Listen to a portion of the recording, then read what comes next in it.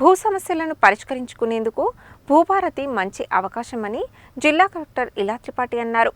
ధరణిలో గుర్తించిన లోపాలను సరిచేసుకోవచ్చని అన్నారు.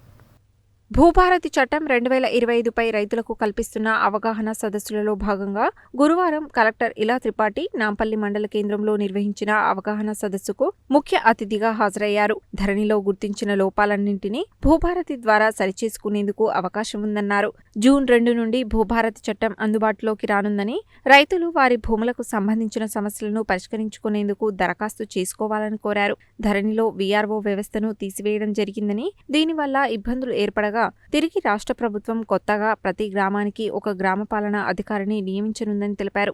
జిల్లాలో 33 మండలాలు ఉండగా 12 మంది సర్వేయర్లు మాత్రమే ఉన్నారని, ఎవరైనా భూములను అన్యాక్రాంతం చేసినప్పుడు, వివాదాలు ఏర్పడినప్పుడు సర్వే నిర్వహించేందుకు సర్వేయర్ల కొరత ఉందని, ఇలాంటి సమస్యలను అధిగమించేందుకు రాష్ట్ర ప్రభుత్వమే లైసెన్స్డ్ సర్వేయర్లను నియమించి సర్వే సమస్యలను తీర్చనున్నట్లు ఆమె తెలిపారు. సాదా బైనామా, ఇతర సమస్యలను పరిష్కరించేందుకు గతంలో సీసీఎల్ఏకు అవకాశం ఉండేదని, కానీ ఇప్పుడు భూభారతిలో సరిచేసే అధికారం ఆర్డీఓకు ఉందని, అలాగే పొరపాట్లు, తప్పులు సరిచేసే అవకాశం 90% తహసీల్దార్తోనే పరిష్కారం అవుతాయని తెలిపారు.